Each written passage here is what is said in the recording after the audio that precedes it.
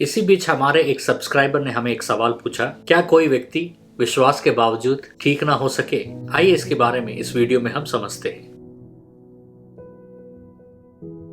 सबसे पहला चीज इस सवाल के बारे में मैं बताना चाहूंगा कि अगर किसी व्यक्ति के पास विश्वास है तो वो अवश्य ठीक होगा।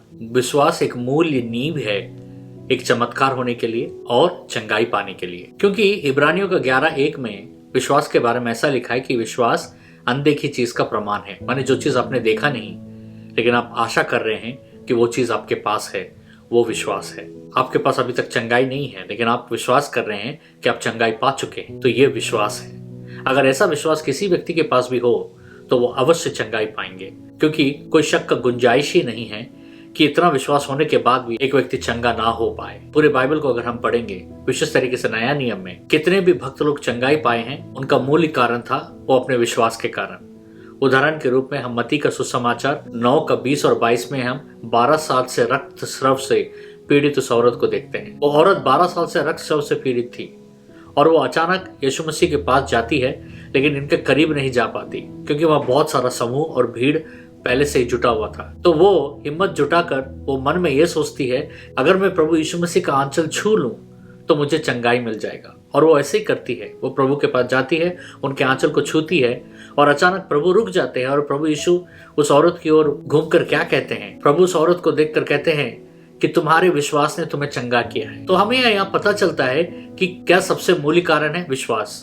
तो हमें ये कहना कि हमारे पास विश्वास है हम चंगाई नहीं पा रहे हैं तो ये गलत होगा, क्योंकि अगर विश्वास है तो चंगाई भी है। दूसरा उदाहरण अगर हम देखते हैं तो उस सेनाधिपति का नौकर के बारे में हम पढ़ते हैं जो बीमार था, जो मत्ती का 8:5-13 में। वो सेनाधिपति अपने नौकर के लिए प्रभु यीशु के पास आता है और प्रभु कहते हैं चलो मैं तुम्हारे घर आ रहा हूं। तो वो नौकर क्या कहता है, आपको मेरे घर आने का जरूरत नहीं, आप यहीं से आदेश दे दो, मेरा नौकर घर में चंगा हो जाएगा। और प्रभु क्या कहते हैं कि तुम्हारे विश्वास के अनुसार ऐसा ही हो। और ठीक उसी समय में वो नौकर वहां अपने घर में चंगाई पाता है। और कारण क्या है? उस सेनाधिपति का विश्वास के कारण। तो यहां भी हम देखते हैं उदाहरण कि विश्वास के कारण ही एक बहुत आश्चर्य चंगाई होते हुए और एक चमत्कार होते हुए हम यहाँ देखते हैं। और एक उदाहरण हम देखते हैं कि मत्ती का 17:20 वचन में यीशु मसीह के चेले यीशु के पास आकर कहते हैं कि हम क्यों नहीं ये चमत्कार कर पाए। तो आपको पता है प्रभु ने क्या उत्तर दिया? प्रभु ने कहा क्योंकि तुम्हारा अल्प विश्वास के कारण, यानी कम विश्वास के कारण। क्योंकि तुम्हारे पास विश्वास कम है इसलिए तुम ये चमत्कार कर नहीं पाए, या तुम्हारे पास विश्वास नहीं है इसलिए तुम कर नहीं पाए। उसके बाद प्रभु यीशु मसीह एक राई के बीज के उदाहरण देते हुए कहता है कि तुम्हारे पास अगर उस राई के बीज के इतना विश्वास है तो तुम उस पहाड़ को भी कहोगे तो पहाड़ जाकर समुद्र में गिर जाएगा। ये राई का बीज क्यों? क्योंकि 2 कारण है राई के बीज का इस्तेमाल करने के लिए। सबसे पहला, राई का बीज सबसे छोटा है, और दूसरा, कोई भी बीज में जीवन होता है, उसमें से एक बड़ा वृक्ष और उसमें से फल और बीज आने के लिए।